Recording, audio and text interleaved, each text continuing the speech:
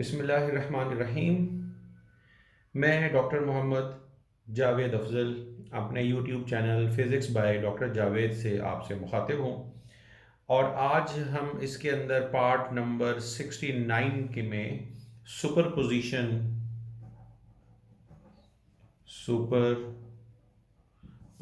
Theorem हम इसके अंदर पढ़ेंगे। सुपरपोजिशन थ्योरम और इसकी कुछ हमने डिस्कस करनी है, प्रॉब्लम्स जो है ना वो डिस्कस करेंगे। तो सबसे पहले हम देखते हैं कि सुपरपोजिशन थ्योरम है क्या और हम इसे किस तरह से अंडरस्टैंड कर सकते हैं। तो सुपरपोजिशन थ्योरम के मुताबिक कि इसकी जो स्टेटमेंट है हम इस तरह कर सकते हैं कि it states that a circuit with multiple voltage, यानी एक सर्किट होगा विद मल्टीपल वोल्टेज, उसके अंदर ज्यादा सारे वोल्टेज सोर्स हों या करंट सोर्स हों। Voltage source, multiple voltage sources और current sources is equal to the sum of simplified circuits simplified circuits using just one of the source। ये इसकी इसकी जो है वो स्टेटमेंट है। हम एक और तरह से भी इसको स्टेट कर सकते हैं, यानी वोल्टेज सोर्स, दोनों का मतलब एक ही होगा, और current source through any register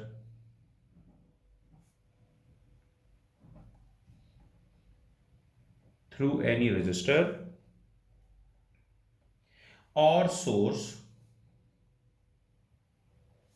may be calculated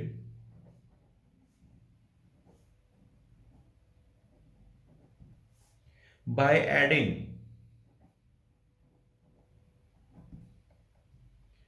all the individual voltage or currents caused by the separate independent source acting alone। अब बारी है इस चीज को अंडरस्टैंड करने की कि हम इससे अंडरस्टैंड क्या कर सकते हैं। हम इसमें ये देख सकते हैं कि हमारे पास जो सुपरपोजिशन थ्योरम है ये ऐसे सर्किट्स के अंदर काम करेगा जिसके अंदर एक या दो से ज्यादा सोर्सेज हों। उन सोर्सेज में कौन कौन से सोर्स हो सकते हैं? उनके अंदर वोल्टेज सोर्स भी हो सकते हैं, उनके अंदर करंट सोर्स भी हो सकते हैं। यानी सोर्स जो है ना वो दो तरह का इस्तेमाल होता है हमारे इलेक्ट्रिकल सर्किट्स के अंदर। नंबर एक आपसे कह सकते हैं जी वोल्टेज सोर्स, और नंबर टू जो है ये करंट सोर्स जो है ना इसको हम कह सकते हैं। वोल्टेज सोर्स क्या होता है, करंट सोर्स क्या होता है, इसकी जो वीडियो है वो मेरी पिछली वीडियोस के अंदर जो है वो मौजूद है, उसके अंदर आप इसको देख सकते हैं। तो यहाँ जो हम बात करेंगे वोल्टेज सोर्स की और करंट सोर्स की, करंट सोर्स को जब हमने रिप्रेजेंट करना है तो हम ये एक सर्कल बना सकते हैं और उसके अंदर एक अदद एरो होगा और साथ में लिखा होगा कि 1 एम्पेयर, 2 एम्पेयर, 3 एम्पेयर। तो इसका मतलब होगा कि ये करंट सोर्स है। और अगर हम यहाँ बनाएंगे वोल्टेज सोर्स बनाते हैं तो फिर हम पॉजिटिव नेगेटिव और यहाँ लिख देते हैं कि ये 10 वोल्ट्स का सोर्स है, तो इसका मतलब बाज़ औक़ात यहाँ वी भी लिखा होता है, इसका मतलब है वोल्टेज सोर्स है, ये करंट सोर्स है। तो दो तरह के सोर्सेज मौजूद होंगे और दो सोर्सेज से ज़्यादा सोर्सेज मौजूद होंगे तो हम उस सर्किट के ऊपर करंट फाइंड कर लें, वोल्टेज फाइंड कर लें या पावर फाइंड कर लें, उनके लिए फिर हमें सुपरपोजिशन थ्योरम की ज़रूरत होती है। तो अब यहाँ आपने देखना है कि अगर हमारे पास दो सोर्सेज होंगे, if we have two sources, तो फिर हमें उसको सोल्यूशन लेने के लिए थ्री स्टेजेस चाहिए हमें, यानी थ्री समझ लें स्टेजेस या स्टेप्स जो है ना वो हमें दरकार होंगे। लेकिन अगर हमारे पास थ्री सोर्सेज हैं तो फिर उसको सॉल्व करने के लिए हमें फोर स्टेजेस जो है ना वो चाहिए होंगी। अगर हमारे पास चार सोर्सेज हैं तो उसे कैलकुलेट करने के लिए, उसको सॉल्व करने के लिए उस सर्किट को हमें पांच स्टेजेस जो है ना वो चाहिए होंगी, एंड सो ऑन। ये इस तरह से हमारे पास यानी उतने स्टेप्स की जरूरत होगी हमें। फिर यहां पर हमने देखना है कि जो फर्ज कर लें कि हमारे पास दो सोर्सेज हैं, तो फिर हम यूं करेंगे कि ये पहला जो स्टेप हमारे पास होगा, वो जो थ्री स्टेप्स हैं उनमें से जो पहला स्टेप होगा वो ये होगा कि आपने सबसे पहले कंसिडर करना है सोर्स नंबर वन को, और जो सेकंड सोर्स होगा उसको आपने डीएक्टिवेट कर देना है, डीएक्टिव कर देना, सेकंड सोर्स डीएक्टिव हो जाएगा। नंबर टू स्टेप्स ये होगा कि अब आप कंसिडर करेंगे सोर्स नंबर टू को, और जो फर्स्ट सोर्स होगा उसे आप डीएक्टिव कर देंगे। अब डीएक्टिव करने का क्या मतलब होता है वो भी मैं बताता हूं। तीसरे नंबर पर आपने दोनों सोर्सेज के को इकट्ठा जो है ना वो हमने कंसिडर करना है, बोथ सोर्सेज जो है ना वो कंसिडर करेंगे। तो अगर हमारे पास दो सोर्सेज हुए तो हम ये वाले तीन स्टेप्स जो है ना वो चलाएंगे। अगर हमारे पास तीन सोर्सेज होंगे तो पहले हम पहला सोर्स कंसीडर करेंगे और बाकी सारे सोर्सेज को डीएक्टिवेट कर देंगे। फिर हम दूसरा सोर्स एक्टिव कर लेंगे और बाकी के दोनों जो है उनको डीएक्टिवेट कर लेंगे। तीसरे नंबर पर फिर हम थर्ड सोर्स को एक्टिव कर लेंगे और बाकी सारे सोर्सेज को डीएक्टिवेट कर देंगे। और चौथे नंबर पर फिर हम उनको सारे सोर्सेज को इकट्ठा जो है ना वो हमने कंसिडर करना है। तो ये एक छोटी सी सुपरपोजिशन थ्योरम का हमारा आगाज है। अब हमने ये देखना है कि सोर्स को एक्टिव करना या डीएक्टिव करने का क्या मतलब है। तो एक्टिव सोर्स तो वो होगा जो सर्किट में मौजूद होगा, जिसको डीएक्टिव करना है तो डीएक्टिव का मतलब क्या होगा।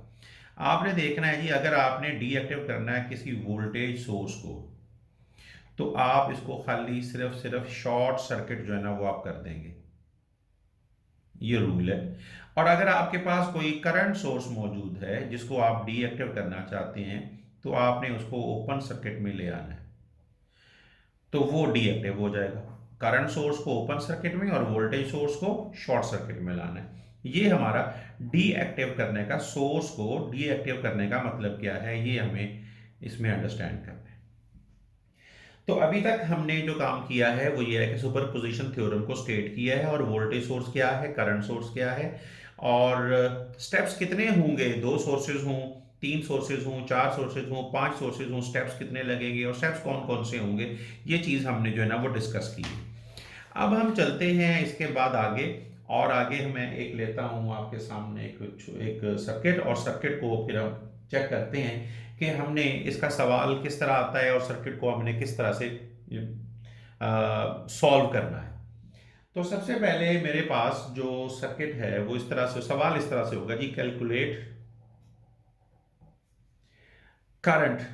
फर्ज कर लें कि हम करंट ड्रॉप, करंट जो चल रहा है उसको हमने कैलकुलेट करना, हम वोल्टेज भी कैलकुलेट कर सकते हैं बिल्कुल इसी मेथड से, और पावर भी कैलकुलेट कर सकते हैं, और भी पैरामीटर्स कैलकुलेट किए जा सकते हैं। So calculate current I from 40 ohm source for resistor, यानी मेरे पास एक रेजिस्टेंस होगी सर्किट के अंदर और उसकी क्वांटिटी क्या है 40 ओम, और उसके अंदर से जो करंट कैलकुलेट करना है हमने, वो कितना करंट है वो हमने कैलकुलेट करना है बाय यूजिंग सुपरपोजिशन थ्योरम। जो सर्किट डायग्राम है वो कुछ यूं है कि भी यहाँ पर हमारे पास एक रेजिस्टेंस है, एक रेजिस्टेंस जो है वो यहाँ पर है, ये रेजिस्टेंस जो है वो एक यहाँ लगी हुई है, और यहाँ जो मेरे पास है वो एक वोल्टेज सोर्स है, और यहां भी एक मेरे पास वोल्टेज सोर्स है। यानी इस वक्त जो मेरे पास सर्किट मौजूद है इसमें दो सोर्सेज मौजूद हैं, और दोनों सोर्सेज के अंदर जो है वो मेरे पास वोल्टेज सोर्स मौजूद है। ये पॉजिटिव नेगेटिव ये 60 वोल्ट का है, ये पॉजिटिव नेगेटिव ये 30 वोल्ट का सोर्स मौजूद है। ये 40 ओम की रेजिस्टेंस है जिसमें से मुझे करंट जो है ना वो कैलकुलेट करना है। इसी तरह ये जो रेजिस्टेंस है ये 30 ओम की रेजिस्टेंस है, ये जो रेजिस्टेंस है ये हमारे पास 20 ओम की रेजिस्टेंस है। तो सबसे पहले आपको ये करना है कि ये हमारे पास तो यहाँ दो सोर्सेज हैं, तो हमें सिर्फ 3 स्टेप्स जो है ना वो चाहिए होंगे। अब वो तीनों स्टेप्स कौन कौन से हैं कि पहले हमने एक फर्ज कर लें कि ये हमारा सोर्स नंबर 1 है और ये जो है ये हमारा सोर्स नंबर 2 है। तो सबसे पहले मैं ये करूंगा कि जी मैंने एक सोर्स को कंसिडर करना है, तो इसको मैं डीएक्टिव करना है। डीएक्टिव करने का तरीका क्या है वो मैंने आपको बताया कि डीएक्टिव करना है, अगर वोल्टेज सोर्स को डीएक्टिव करना है तो फिर हमें उसे शॉर्ट सर्किट कर देना। शॉर्ट सर्किट करेंगे तो ये जो सर्किट डायग्राम होगी वो किस तरह की बन जाएगी, वो कुछ यूं हो जाएगी। यानी ये दो सोर्स रेजिस्टेंस तो मौजूद हैं, यहाँ पर लगी हुई है हमारे पास बैटरी, और इस बैटरी को जो है ना वो हमने शॉर्ट सर्किट कर दिया है। ये जो है ये 40 ओम की रेजिस्टेंस है, ये 30 ओम की रेजिस्टेंस है, ये लेट्स से कि 20 ओम की रेजिस्टेंस है, और ये वाला सोर्स जो है हम इसको कंसिडर कर रहे हैं जिसकी वैल्यू 60 वोल्ट्स की है। इसको शॉर्ट सर्किट करना है तो जस्ट आप इसको मिला देंगे, ये शॉर्ट सर्किट हो गया। शॉर्ट सर्किट करने का मतलब है कि हमने उसको डीएक्टिवेट कर दिया है, 30 वोल्ट सोर्स को यहां से निकाल दिया है। अब आपने देखना यह है कि जी जो करंट की डायरेक्शन है वो क्या है, क्योंकि हमारे पास इस वक्त सोर्स तो यही मौजूद है, लिहाजा करंट यहां से इस तरह से इसकी वैल्यू आएगी, इसकी ये डायरेक्शन होगी, यहां आकर करंट दो पार्ट्स में डिवाइड हो जाएगा, एक इधर चला जाएगा और एक इधर चला जाएगा। तो वो हमने वो करंट कैलकुलेट करना है जो हम 40 ओम रेजिस्टर के अंदर से फ्लो कर रहा है, हम उसको कैलकुलेट करना चाहते हैं। लिहाजा इसके लिए हमें ये देखना पड़ेगा कि सबसे पहले तो आपको इस सर्किट की टोटल रेजिस्टेंस जो है ना उसे कैलकुलेट करना है, और उसके बाद हमने टोटल करंट को कैलकुलेट करना है। टोटल करंट के बाद फिर हम करंट डिवीजन रूल, क्योंकि यहाँ पर करंट जो है वो डिवाइड हो रहा है ना, यहाँ से करंट चल रहा है आई, ये वाला I1 करंट है, इसको आप I2 करंट कह दें, यहाँ से जो करंट फ्लो कर रहा है ये टोटल करंट है। तो हमने I1 को कैलकुलेट करना है, करंट डिवीजन रूल यहां पर जो है ना वो हम अप्लाई करेंगे, उसको हम CDR भी कहते हैं, करंट डिवीजन रूल। ये हम जो है उसको करेंगे कैलकुलेट। सबसे पहले आप ये देखेंगे कि 30 और 40 ओम जो है ये दोनों, यानी इसको हमने सिंप्लीफाई करना है ना, 30 और 40 ओम जो रेजिस्टेंसेज हैं ये आपस में पैरेलल हैं। तो 30 ओम एंड 40 ओम रेजिस्टेंसेस जब पैरेलली कनेक्टेड होंगी तो हम इनकी इक्विवेलेंट रेजिस्टेंस जो होगी, यानी आर जो है वो हम कैलकुलेट कैसे करेंगे, वो हम करेंगे 30 इंटू 40 ओवर 30 प्लस 40। ये कोई तकरीबन आ जाता है जी आपके पास 17.1 ओम जो है ना ये रेजिस्टेंस आ जाती है। अब इस रेजिस्टेंस के साथ जो हमारा जो सर्किट बनेगा वो कुछ यूं बन जाएगा। ये तो हमारे पास वो वोल्टेज सोर्स है हमारे पास, ये हमारे पास 20 ओम की रेजिस्टेंस है, और यहाँ जो रेजिस्टेंस आ गई हमारे पास वो कितनी आ गई, 17.1 ओम की रेजिस्टेंस आ गई, ये 20 ओम की रेजिस्टेंस है। अब आपने देखना है कि इन दोनों को भी आप मिला दें, तो 17.1 प्लस 20 ओम जब निकालेंगे आप इसको कैलकुलेट करेंगे तो इट विल बी 37.1 ओम जो है ना ये रेजिस्टेंस आ जाएगी। अब आपने देखना है कि ये हमारे पास आ गई है टोटल रेजिस्टेंस। तो टोटल रेजिस्टेंस से, और हमारे पास वोल्टेज कितने हैं, 60 वोल्ट्स हैं, टोटल रेजिस्टेंस कितनी है हमारे पास, वो 37.1 ओम है। तो करंट टोटल जो है वो आप कैलकुलेट कर सकते हो बाय यूजिंग फॉर्मूला दिस। तो ये 60 ओवर 37.1, और ये जो आंसर आपके पास आ रहा है ये 1.617 एम्पियर आ रहा है। ये करंट टोटल जो है वो हमने कैलकुलेट कर लिया। अब आपने इस पर करंट डिवीजन रूल यानी कि CDR जो है ना वो अप्लाई करना है। जब आप CDR इसके ऊपर अप्लाई करेंगे तो CDR का फॉर्मूला सबसे पहले आपने अंडरस्टैंड करना है कि वो किस तरह का फॉर्मूला है। CDR का मतलब है करंट जो यहाँ इस ब्रांच में से गुजर रहा है। मैं इसको IB भी लिख सकता हूँ कि ये वो ब्रांच वाली जो है जिसको हमने कैलकुलेट करना है, या मैं इसको I1 भी लिख सकता हूँ कि वो I1 क्या है, ये होगा जी IT टोटल करंट। अब यहां हमने देखनी है कि रेजिस्टेंसेस कौन कौन सी हैं जिनसे ये फ्लो कर रहा है। तो अब ये देखें कि सबसे पहले तो हमें हमारे पास ये रेजिस्टेंस है, ये ब्रांच वाली रेजिस्टेंस है, ये 40 ओम वाली, दूसरी दूसरी ये, यानी यहां से करंट डिवाइड यहां से हुआ, एक हिस्सा करंट का इधर से गुजरा, एक हिस्सा करंट का जो है वो यहां से गुजरा है। जो यहां से गुजर रहा है वो 30 ओम की रेजिस्टेंस है, यानी हमें 30 ओम की रेजिस्टेंस से गुजरता हुआ करंट कैलकुलेट नहीं करना, लिहाजा मैं इसको ऑपोजिट रेजिस्टेंस का नाम देता हूं, इसको मैं ब्रांच रेजिस्टेंस का नाम देता हूं। तो यहां जो मैं रेजिस्टेंस सबसे पहले लिखूंगा, ये वो रेजिस्टेंस होगी जो कि ऑपोजिट होगी। ठीक हो गया। यहां जो रेजिस्टेंस है वो भी ऑपोजिट है, यानी ये दोनों सेम है। और प्लस जो है ये रेजिस्टेंस होगी जो ब्रांच रेजिस्टेंस होगी, यानी जिस ब्रांच में से आपने करंट को कैलकुलेट करना है। तो ये रेजिस्टेंस ब्रांच वाली है, ये ऑपोजिट है। तो यहां क्या बनेगा जी, आई टी कितना है हमारे पास 1.617, और ये कितनी है हमारे पास 30, नीचे भी 30, और ये आ गई 40 वाली रेजिस्टेंस। इसको जब आप कैलकुलेट करेंगे तो ये आ रहा है 0.693 एम्पेयर, ये आ रहा है जी करंट आपके पास I1। तो ये अभी तक हमने स्टेप 1 जो है ना उसको हमने कंप्लीट किया है। अब हम बारी आएगी जी हमारे पास स्टेप नंबर 2 की।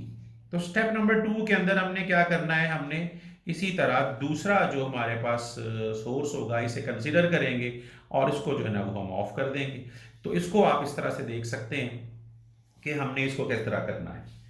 तो अब आप देखेंगे कि भाई स्टेप नंबर 2 के लिए उसी तरह रेजिस्टेंसेस यहाँ पर बनाएंगे, यहाँ पर रेजिस्टेंस मौजूद है, और ये वाली जो बैटरी है इस दफ़ा ये मौजूद है, और दूसरी बैटरी जहाँ मौजूद थी उसको हमने यहाँ से अब शॉर्ट सर्किट जो है ना वो कर देना है। ये हमारी 20 ओम की रेजिस्टेंस थी, ये हमारी 30 ओम की रेजिस्टेंस थी, और ये जो रेजिस्टेंस है ये हमारे पास 40 ओम की रेजिस्टेंस थी। तो सबसे पहले हम इसको शॉर्ट सर्किट कर देते हैं। इससे पहले जो हमने करंट कैलकुलेट किया है, ज़रा उसमें एक बात और देख लें कि जब हमने देखा कि जो I1 है इट इज़ फ्लोइंग डाउन, ये इसकी निशानी है, लिहाजा मैं इसके साथ यही डायरेक्शन जो है ना ऊपर से नीचे आ रहा है, मैं इसके साथ यही डायरेक्शन जो है ना वो लगा रहा हूँ। अब हम देखते हैं कि 40 ओम की रेजिस्टेंस में से करंट कैसे, यहां से टोटल करंट फ्लो करेगा, इधर को जाएगा, यहां आकर इस नोड पर आकर करंट की ने दो वैल्यूज ले लेनी है। एक करंट इधर से गुजर रहा है, एक करंट जो है ना वो इधर से गुजर रहा है, यानी 40 ओम की रेजिस्टेंस से करंट की डायरेक्शन वही है। अब मैं इसको I1 डैश का नाम देता हूं और इसको मैं I2 डैश का नाम देता हूं। सेम स्टेप्स हैं, सबसे पहले हम उसी तरह करेंगे कि जी अब मैंने चूंकि ये वाली रेजिस्टेंस, ये वाली जो बैटरी है जिसको 30 वोल्ट्स की बैटरी है हम इसे कंसीडर कर रहे हैं, तो 20 और 40 ये दोनों जो होंगे ये कैसे हैं, ये अब पैरेलल है। तो 20 और 40 का जब मैं लिखूंगा जी 20 ohm resistance with 40 ohm resistance जो है ये पैरेलल है, तो मुझे इसको कैलकुलेट करना है जब इसका इक्विवेलेंट रेजिस्टेंस, तो 20 इंटू 40 ओवर 20 प्लस 40, ये बन रहा है तकरीबन 800 ओवर 60, और जब मैं इसे डिवाइड करूं तो ये 13.3 ओम जो है ना वो रेजिस्टेंस बनती है। और इसके बाद जो जो सर्किट डायग्राम हमारी बनेगी वो कुछ इस तरह की बन जाएगी कि जी हमारे पास इन दोनों को तो हमने टोटल कर लिया, अब इसको इसके साथ सीरीज के अंदर हमने देखना है। तो जी ये एक है हमारे पास 30 ओम की, और ये जो हमने निकाली है ये 13.3 ओम की रेजिस्टेंस है, और बैटरी जो लगी हुई है यहाँ पर हमारे पास वो 30 वोल्ट्स की है।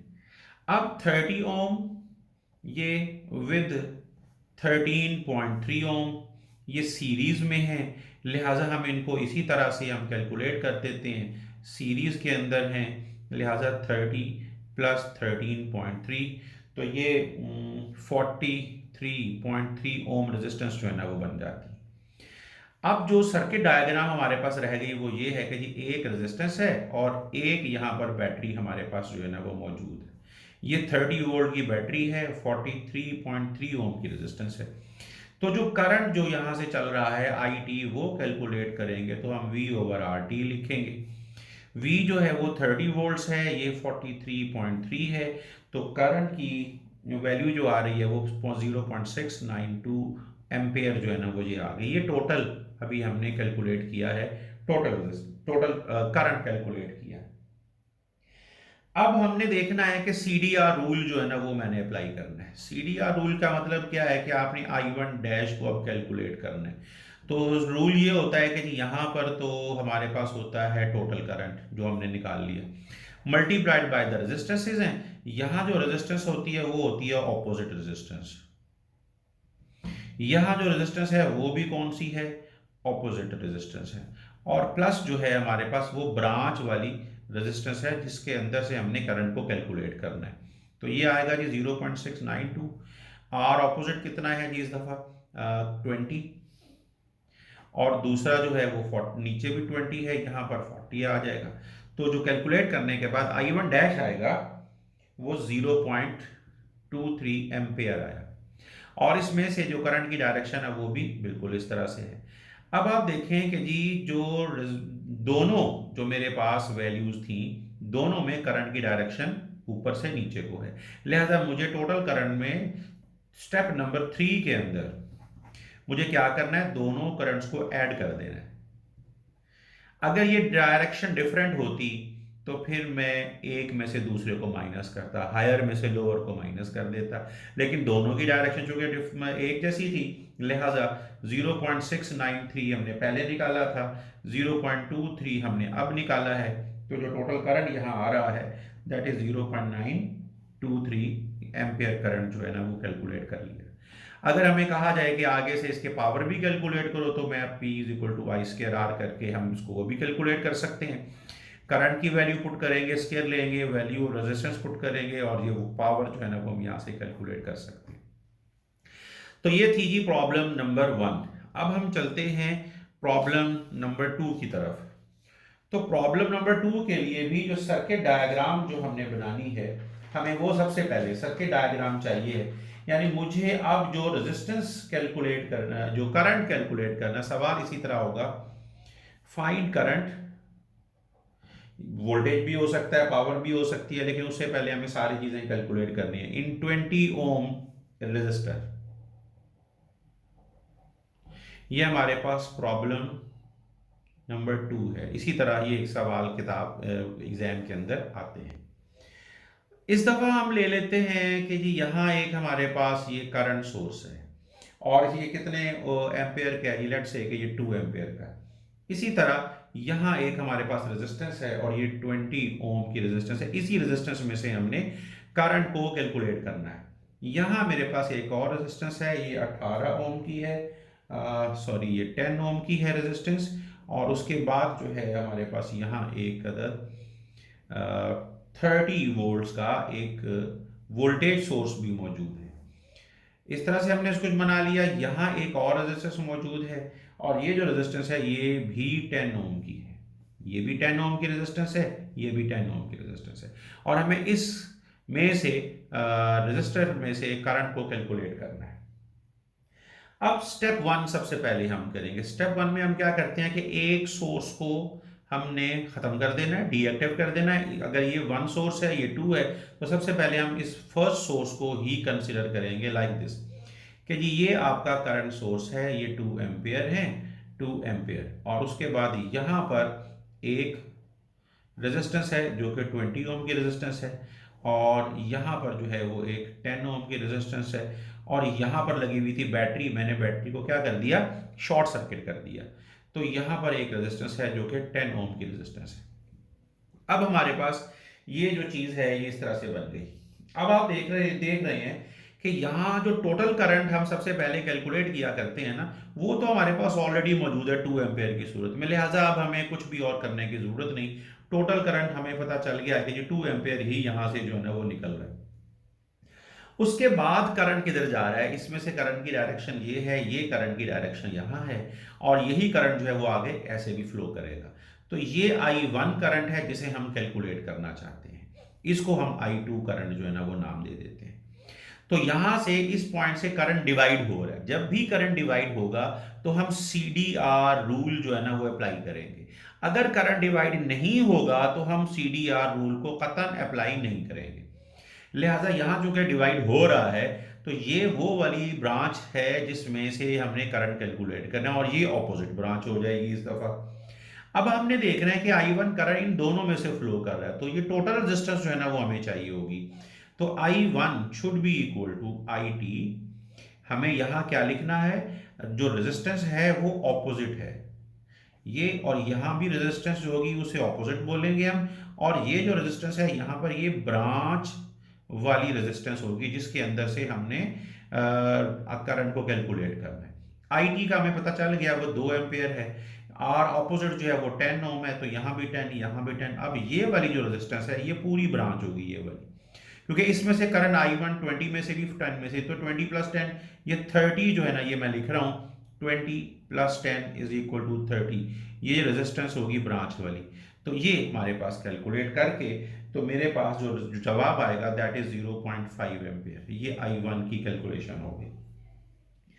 अब क्या है जी हमारे पास, कि अब हमारे पास स्टेप नंबर 2 है। स्टेप नंबर 2 के अंदर हमने क्या करना होता है, हमें ये करना है कि जी इस वोल्टेज को हम अब रखेंगे, कंसिडर करेंगे, इसे हम ओपन सर्किट में बदल देंगे। जब ये ओपन सर्किट में बदलेगा तो ये इस तरह बिल्कुल खोला छोड़ देंगे हम, और यहाँ पर हमारे पास एक रेजिस्टेंस यहाँ है, और इसी तरह एक रेजिस्टेंस हमारे पास यहाँ है, एक रेजिस्टेंस यहाँ है, और ये बैटरी है जिसे अब हमने कंसिडर करना है। ये 30 वोल्ट की बैटरी है, ये 10 ओम की रेजिस्टेंस है, ये 20 ओम की रेजिस्टेंस है, और ये भी 10 ओम की रेजिस्टेंस है। इसका मतलब हो गया ये वाला हिस्सा जो है बिल्कुल फारिग हो गया, क्योंकि यहाँ पर तो करंट सोर्स अब ओपन सर्किट में रहेगा। अब अगर देखेंगे तो यहाँ से करंट चलेगा, इधर चलेगा। अब इसमें से जो करंट की डायरेक्शन है 20 ओम में से वो इधर है, और यहाँ पर करंट, वही करंट जो है ना वो यहाँ से भी फ्लो करेगा। अब करंट डिवाइड ही नहीं हो रहा, जब करंट डिवाइड ही नहीं हो रहा तो इसका मतलब है जो टोटल करंट है वही यहाँ से फ्लो करेगा। लिहाजा हमें टोटल रेजिस्टेंस निकालने के बाद जो टोटल करंट है वो यहाँ से हमें कैलकुलेट कर लेना है। अब ये 10 ओम की रेजिस्टेंस, 20 ओम की रेजिस्टेंस, 10 ओम की रेजिस्टेंस, ये सारी क्या है, ये सीरीज के अंदर लगी हुई है। जब ये सीरीज के अंदर लगी हुई हैं तो मुझे तो इनकी टोटल रेजिस्टेंस जो है वो इस तरह 10 प्लस 20 प्लस 10 करके ये बन गया है 40 ओम की रेजिस्टेंस बन गई। वोल्टेज जो है वो कितने हैं, वो 30 वोल्ट्स के हैं। लिहाजा यहां से मैं टोटल करंट जो है ना वो कैलकुलेट कर सकता हूं 30 ओवर 40। तो ये जो टोटल मेरे पास आ रहा है ये आ रहा है 0.5 एम्पेयर। तो 0.5 एम्पेयर, 0.75 वाले, आई थिंक 0.75 एम्पेयर आएगा। अब आपने देखना है कि भाई ये जो करंट की डायरेक्शन थी I1 की, ये कहां से थी, ये this is the current direction, ये तो मैं इसके साथ यही डायरेक्शन बना रहा हूं। अब इसके अंदर जो करंट की डायरेक्शन है वो लेफ्ट की तरफ है, लिहाजा मैं इसके साथ अब ये बना रहा हूं। तो जो मेरा स्टेप नंबर 3 होगा उसके अंदर मैं क्या करूंगा कि जो टोटल करंट होगा वो हायर करंट में से मुझे लोअर करंट को माइनस करना है। ये वाला करंट जो है ये हायर है, यानी ये I1 डैश के बराबर है, तो मैं I1 डैश माइनस I1 करूंगा, तो 0.75 माइनस 0.5 एम्पेयर है। तो यहाँ जो आंसर आ रहा है मेरे पास वो 0.25 एम्पेयर जो है ना वो आंसर आ जाएगा। तो इस तरह से हमने अंडरस्टैंड किया कि सुपर पोजिशन थ्योरम को हम किस तरह से अंडरस्टैंड कर सकते हैं। अगली वीडियोस के अंदर 2 मजीद प्रॉब्लम्स मैं लेकर आऊंगा, प्रॉब्लम नंबर 3 और प्रॉब्लम नंबर 4। तो फिर जो है हमारा ये सिलसिला सुपर पोजिशन थ्योरम का खत्म होगा। इसके बाद हम थेवेनिन थ्योरम और नॉर्टन थ्योरम को भी इंशाल्लाह अंडरस्टैंड करेंगे। अगर कोई क्वेश्चन है तो वो वीडियो के अंदर जो यूट्यूब के ऊपर जब ये अपलोड हो जाएगी तो आप वहाँ क्वेश्चन जो है ना वो पूछ सकते हैं, तो आई विल आंसर इंशाल्लाह। ओके जी, अल्लाह हाफिज़। अल्लाह ताला आपका हामी और नासिर हो। डॉक्टर जावेद को अपने यूट्यूब चैनल से इजाज़त। अल्लाह हाफिज़।